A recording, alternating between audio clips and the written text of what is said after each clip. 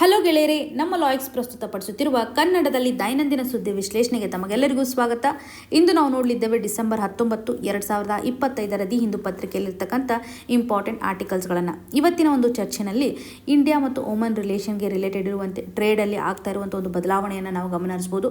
ಹಾಗೂ ನಮ್ಮ ಒಂದು ರುಪಿ ಡಿಪ್ರಿಷಿಯೇಟ್ ಆಗ್ತಾ ಇರೋದ್ರಿಂದ ಎಕ್ಸ್ಪೋರ್ಟಲ್ಲಿ ಸ್ವಲ್ಪ ಬದಲಾವಣೆ ಆಗಿದೆ, ಟ್ರೇಡ್ ಡೆಫಿಸಿಟಲ್ಲಿ ಸ್ವಲ್ಪ ರಿಡಕ್ಷನ್ ಆಗಿದೆ ಅನ್ನುವಂಥ ನಿಟ್ಟಿನಲ್ಲಿ ಒಂದು ಆರ್ಟಿಕಲ್ ಇದೆ. ಅಡಾಕ್ ಜಡ್ಜಸ್ಗೆ ಸಂಬಂಧಪಟ್ಟಂತೆ ಆಗಿರ್ಬೋದು, national commission for ST related ಇರುವಂಥ ಒಂದು ಫಂಕ್ಷನ್ ಅನ್ನು ನೋಡಲಿದ್ದೇವೆ. ಹಾಗೂ ಪ್ಯಾಸಿವ್ ಯುಥಿನೇಷಿಯಾಗೆ ಸಂಬಂಧಪಟ್ಟಂತೆ ಸುಪ್ರೀಂ ಕೋರ್ಟ್ ಮುಂದೆ ಒಂದು ಕೇಸ್ ಇದೆ. ಈ ಎಲ್ಲ ಆರ್ಟಿಕಲ್ಸ್ಗಳನ್ನು ಇವತ್ತಿನ ಒಂದು ಚರ್ಚೆಯಲ್ಲಿ ನಾವು ನೋಡಲಿದ್ದೇವೆ. ಇವತ್ತಿನ ಮೊದಲನೇ ಆರ್ಟಿಕಲ್ ಅನ್ನು ನೋಡುವಂಥದ್ದಾದರೆ, India signs pact with Oman for duty free exports will also allow labour mobility. ಈ ಒಂದು ಇಶ್ಯೂನ GS ಪೇಪರ್ 2 ನಡಿನಲ್ಲಿ ಇಂಟರ್ನ್ಯಾಷನಲ್ ರಿಲೇಷನ್ ಇಂಡಿಯಾ ಮತ್ತು ಓಮನ್ ರಿಲೇಟೆಡ್ ಇರುವಂತೆ ಕನೆಕ್ಟ್ ಮಾಡ್ಬೋದು. GS ಪೇಪರ್ 3ನಲ್ಲಿ ಟ್ರೇಡ್ ರಿಲೇಟೆಡ್ ಇರುವಂಥ ಕಾನ್ಸೆಪ್ಟನ್ನು ಕಲಿತಾ ಇರ್ತೀವಿ. ಎಕ್ಸ್ಟರ್ನಲ್ ಸೆಕ್ಟರ್ ಆಸ್ಪೆಕ್ಟ್ನ ಆಧಾರದ ಮೇಲೆ ಕನೆಕ್ಟ್ ಮಾಡ್ಬೋದು. ಸೊ ಇಲ್ಲಿ ನಾವು ಮ್ಯಾಪ್ ಬೇಸ್ನ ಆಧಾರದ ಮೇಲೆ ಓಮನ್ ಎಲ್ಲಿ ಕಂಡು ಬರುತ್ತೆ, ಓಮನ್ ರಿಲೇಟೆಡ್ ಇರುವಂತಹ ಮಾಹಿತಿಯನ್ನು ನಾವಿಲ್ಲಿ ಕನೆಕ್ಟ್ ಮಾಡಬೇಕಾಗುತ್ತೆ. ಓಮನನ್ನು ಅಬ್ಸರ್ವ್ ಮಾಡಿದಾಗ ಕೆಲವು ಏರಿಯಾ ವಾಟರ್ ಬಾಡೀಸಿಂದ ಕವರ್ ಆಗಿದೆ, ಇನ್ನು ಕೆಲವು ಏರಿಯಾ ಲ್ಯಾಂಡಿಂದ ಕವರ್ ಆಗಿರೋದನ್ನು ನೋಡ್ತಾ ಇದ್ದೀವಿ. ಸೊ ಓಮನ್ನಲ್ಲಿರುವಂತಹ ನಾರ್ತ್ ಏರಿಯಾ ಏನಿದೆಯಲ್ಲ, ಗಲ್ಫ್ ಆಫ್ ಓಮನ್ ಅಂತ ಕರಿತೀವಿ. ನಾರ್ತ್ ರೀಜನಲ್ಲಿ ಗಲ್ಫ್ ಆಫ್ ಓಮನ್ ಇದೆ. ಈಸ್ಟ್ ರೀಜನ್ ಅಂತ ಬಂದಾಗ ಅಥವಾ ಸೌತ್ ಈಸ್ಟ್ ರೀಜನಲ್ಲಿ ನಾವು ಗಮನ ಹರಿಸ್ತಾ ಇರೋದು Arabian C. So Arabian C it is a part of Indian ocean ಅಲ್ವಾ. ಸೊ ಮೇಜರ್ ಏರಿಯಾ ಇಲ್ಲಿ ವಾಟರ್ ಬಾಡೀಸಿಂದ ಕವರ್ ಆಗಿರೋದನ್ನು ನಾವು ನೋಡ್ತಾ ಇದ್ವಿ. ಸೊ ಒಂದು ಸೈಡು ವಾಟರ್ ಬಾಡೀಸ್ ಅಂತ ನೋಡ್ತಾ ಇದ್ವಿ. ಇನ್ನು ಅನದರ್ ಸೈಡ್ ಅಂತ ಬಂದಾಗ ಇಲ್ಲಿ ನೋಡಿ, ಯುನೈಟೆಡ್ ಅರಬ್ ಎಮಿರೇಟ್ಸ್ ಇದೆಲ್ಲ, ಇದು ನಾರ್ತ್ ವೆಸ್ಟಲ್ಲಿ ಕಂಡು ಬರ್ತಾ ಇರೋದನ್ನು ನೋಡ್ತಾ ಇದ್ವಿ. ನಾರ್ತ್ ವೆಸ್ಟ್ ರೀಜನಲ್ಲಿ UAE ಪ್ರೆಸೆನ್ಸನ್ನು ಕಾಣ್ತಾ ಇದ್ವಿ. ವೆಸ್ಟ್ ರೀಜನ್ ಅಂತ ಬಂದಾಗ ಸೌದಿ ಅರೇಬಿಯಾದ ಒಂದು ಪ್ರೆಸೆನ್ಸನ್ನು ನೋಡ್ತಾ ಇದ್ವಿ. ಅಗೇನ್ ಇವಾಗ ಸೌತ್ ವೆಸ್ಟ್ ರೀಜನ್ ನಡಿನಲ್ಲಿ ಯೆಮನ್ ಇರೋದನ್ನು ಗಮನ ಹರಿಸ್ತಾ ಇದ್ವಿ. ಸೊ ಈ ರೀತಿಯಾಗಿ ಒಂದು ಬಾರ್ಡರಿಂಗ್ ಏರಿಯಾವನ್ನು ನೋಡ್ತಾ ಇರುವಂಥದ್ದು. ಇವಾಗ ಸ್ಟ್ರೇಟ್ ಆಫ್ ಹರ್ಮೂಸ್ ಇದೆಯಲ್ಲ, ಇಲ್ಲಿ ಆಗ್ತಾ ಇರುವಂಥ ಒಂದು ಟ್ರೇಡಿಂಗ್ ಆ್ಯಕ್ಟಿವಿಟೀಸನ್ನು ಕಂಟ್ರೋಲ್ ಮಾಡೋದು ಸಹ ಒಮೆನ್. ನಿಯರ್ಲಿ 20% ಗ್ಲೋಬಲ್ ಲೆವೆಲಲ್ಲಿ ಒಂದು ಆಯಿಲ್ ಟ್ರೇಡ್ ಆಗ್ತಾ ಇರುವಂತಹ ಏರಿಯಾ ಅಂತ ಹೇಳ್ಬೋದು. ಹರ್ಮೋಸ್ ಅಂದರೆ ಟ್ರೇಡ್ ಪ್ಯಾಸೇಜ್ ಅಂತಲೇ ಹೇಳ್ಬೋದು. ಈ ಒಂದು ಟ್ರೇಡ್ ಪ್ಯಾಸೇಜಲ್ಲಿ ಸೌತ್ ಪಾರ್ಟ್ ಏನಿದೆಯಲ್ಲ, ಇದನ್ನು ಒಮನ್ ಕಂಟ್ರೋಲ್ ಮಾಡ್ತಾ ಇರೋದ್ರಿಂದ ಸ್ಟ್ರಾಟಜಿಕಲಿ ಇದೊಂದು ಸಿಗ್ನಿಫಿಕೆನ್ಸನ್ನು ತೋರಿಸುತ್ತೆ, ಮ್ಯಾರಿಟೈಮ್ ಸಿಗ್ನಿಫಿಕೆನ್ಸನ್ನು ತೋರಿಸುತ್ತೆ. ಹಾಗಾಗಿ ಭಾರತ ಮತ್ತು ಒಮನ್ನ ದ್ವಿಪಕ್ಷೀಯ ಒಪ್ಪಂದ ಒಂದು ಬೆನಿಫಿಟನ್ನು ತರುತ್ತೆ ಅಂತಲೇ ಗಮನ ಹರಿಸ್ಬೋದು. ಸೊ ಆರ್ಟಿಕಲ್ ನಡಿಯಲ್ಲಿ ಡ್ಯೂಟಿ ಫ್ರೀಗೆ ಸಂಬಂಧಪಟ್ಟಂಥ ಒಂದು ಇನಿಷಿಯೇಟಿವನ್ನು ತೆಗೆದುಕೊಳ್ತಾ ಇದ್ದಾರೆ ಎರಡು ಕಂಟ್ರಿಗಳ ಮಧ್ಯೆ. ಸೊ ಒಂದು ಟಾರಿಫ್ ಲಿಬರಲೈಸೇಷನನ್ನು ಮಾಡಲಿಕ್ಕೆ ಮುಂದಾಗ್ತಾ ಇರುವಂಥದ್ದು. ಸೊ ಇಲ್ಲಿ comprehensive economic partnership agreement related ಇರುವಂತೆ ಮುಂದಾಗಿದ್ದೇವೆ. ಈ ಒಂದು ಕಾಂಪ್ರಿಹೆನ್ಸಿವ್ ಎಕನಾಮಿಕ್ ಪಾರ್ಟ್ನರ್ಶಿಪ್ ಅಗ್ರಿಮೆಂಟ್ ನಡಿನಲ್ಲಿ ಟ್ರೇಡ್ಗೆ ಸಂಬಂಧಪಟ್ಟಂಥ ಒಂದು ಚರ್ಚೆ ಆಗ್ತಾ ಇರುತ್ತೆ. ಒಂದು ಗೂಡ್ಸ್ಗಳ ಮೇಲೆ ಏನು ನಾವು ಟ್ಯಾಕ್ಸನ್ನು ವಿಧಿಸಬೇಕು, ಎಕ್ಸಂಪ್ಷನನ್ನು ಮಾಡಬೇಕಾ, ರಿಡಕ್ಷನನ್ನು ಮಾಡಬೇಕಾ ಅನ್ನುವಂಥ ಆಧಾರದ ಮೇಲೆ ಇರುತ್ತೆ. ಇನ್ವೆಸ್ಟ್ಮೆಂಟ್ನ ಆಧಾರದ ಮೇಲೂ ಸಹ ಡಿಸ್ಕಷನನ್ನು ಕಾಣ್ಬೋದು. ಯಾವ ರೀತಿಯಾಗಿ ಒಂದು ಹೂಡಿಕೆಯನ್ನು ಫಾರಿನ್ ಎಂಟಿಟೀಸ್ಗಳು ನಮ್ಮ ದೇಶದಲ್ಲಿ ಮಾಡ್ಬೋದು ಅಥವಾ ನಾವು ಹೋಗಿ ಅವರ ದೇಶದಲ್ಲಿ ಮಾಡ್ಬೋದು ಅನ್ನುವಂಥದ್ದಾಗಲಿ, ಸರ್ವಿಸ್ನ ಆಧಾರದ ಮೇಲೂ ಸಹ ಯಾವ ರೀತಿಯಂಥ ಎಕ್ಸಂಪ್ಷನ್ಸ್ ಇರುತ್ತೆ. ಲೇಬರ್ ಮೊಬಿಲಿಟಿಗೆ ಸಂಬಂಧಪಟ್ಟಂತೆ ಇಲ್ಲಿ ವರ್ಡ್ ಹೇಳುತ್ತೆ ನಿಮಗೆ, ಕಾಂಪ್ರಿಹೆನ್ಸಿವ್ ಆಗಿ ಒಂದು ಎಕನಾಮಿಕ್ ಪಾರ್ಟ್ನರ್ಶಿಪ್ಪನ್ನು ಮಾಡ್ತಾ ಇದ್ದೀವಿ ಅಂತ. ಇವಾಗ ಪ್ರಸ್ತುತವಾಗಿ ಓಮನ್ನ ಒಂದು ಕಮಿಟ್ಮೆಂಟ್ ಯಾವ ರೀತಿಯಾಗಿದೆ ಅಂತಂದರೆ, ಸೊ ಅವರು ಒಂದು ಡ್ಯೂಟಿ ಫ್ರೀ ಎಕ್ಸೆಸನ್ನು ನಮಗೆ ಕೊಡ್ತಾ ಇದ್ದಾರೆ.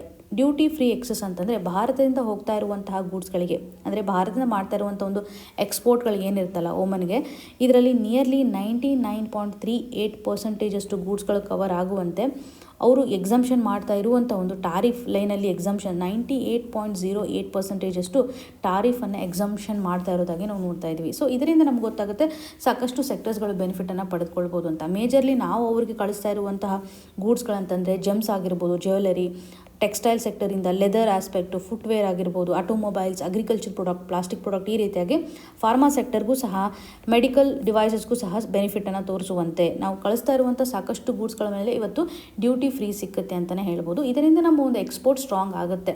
ಸೊ ಎಕ್ಸ್ಪೋರ್ಟ್ ನಾವು ಜಾಸ್ತಿ ಮಾಡ್ತಾ ಇತ್ತಂದರೆ ಡೆಫಿನೆಟ್ಲಿ ಒಂದು ಟ್ರೇಡ್ ರಿಲೇಷನು ಸಹ ಜಾಸ್ತಿ ಆಗುತ್ತೆ, ಅಥವಾ ನಮ್ಮಲ್ಲಿ ಒಂದು ಎಕನಾಮಿಕ್ ಆ್ಯಕ್ಟಿವಿಟೀಸ್ಗಳು ಸಹ ಜಾಸ್ತಿ ಆಗ್ತಾ ಇರೋದನ್ನು ನಾವು ಗಮನಿಸ್ಬೋದು. ಭಾರತದ ಒಂದು ಕಮಿಟ್ಮೆಂಟ್ ಅಂತಂದರೆ, ಅವರು ಕಳಿಸ್ತಾ ಇರುವಂಥ ಒಂದು ಗೂಡ್ಸ್ಗೆ ಭಾರತ ನಿಯರ್ಲಿ 94.8% ಇಂಪೋರ್ಟನ್ನು ಕವರ್ ಆಗುವಂತೆ 77.79% ರಿಲೀಫನ್ನು ಕೊಡ್ತಾ ಇದೆ.